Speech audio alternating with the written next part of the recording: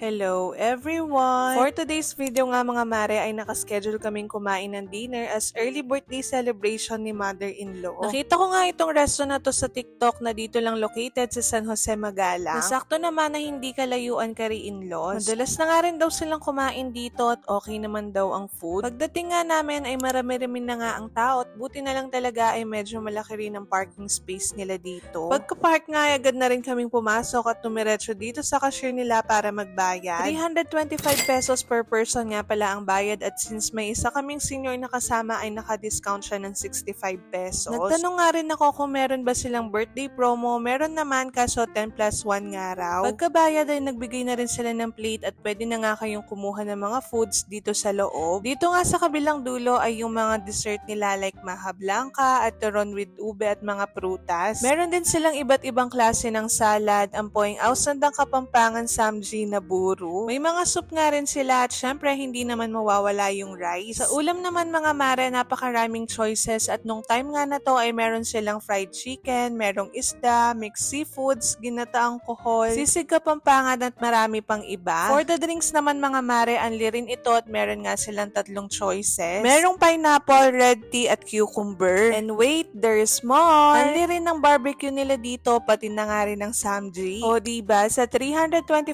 pesos mo ay sulit na talaga sa sobrang dami mong pagpipilian na pagkain at inumin dito. Pagkatapos naman kumain ay tinikman ko rin pala yung mga prutas nila, pati nga itong maha blanca. Bet na bet ko nga yung maha blanca nila dahil malinamnam ya pero aliya makasuya. Sobrang laki nga rin pala ng space nila dito mga mare, kaya naman kahit ilan ba kayo for sure kaya nila kayong i-accommodate. Nakakatuwa nga rin nung time na to dahil meron ngang mga banda na tumutugtog na talaga namang nakakadagdag ng saya sa mga guests. At sa mga katulad ko namang merong toddler ay meron nga rin silang available na baby chair dito. At habang nagpapababa nga ng kinain ay ayan, nagpicture-picture at video muna kami ni Aya dito. Anyway, nag-o-offer nga rin pala sila ng mga alak dito at meron nga rin silang cafe pero separate order na yon. Ito nga palang Urban Point ay located ito sa harap mismo ng Nueva Vista Ville at sa mismong highway lang din naman siya kaya naman hindi kayo mahihirapan hanapin. You can also check their FB page dahil pinupost nila in advance yung magiging menu nila the next day. Kinabukasan naman ito, papunta nga kaming Magalang para ibili ng cake si mother-in-law dahil ngayon nga bale yung pinaka-birthday niya. Pagpasok nakita nga namin itong poster nila na feeling ko bagong flavor kaya naman yan na lang yung kinuha namin ni Mr. Cortez. Pagkatapos naman ay nag-drive-thru lang kami ng Jollibee para bumili ng fries at burger dahil bigla nga kaming nag-crave ni Mr. Cortez sa burger ni Jollibee.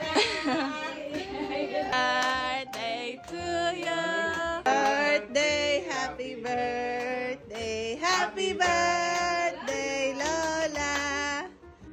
Happy birthday po ulit ma. I hope we made your day special hanggang simple celebration mo. We love you. O yun lang muna sa ngayon mga mare. Thank you for watching. Bye!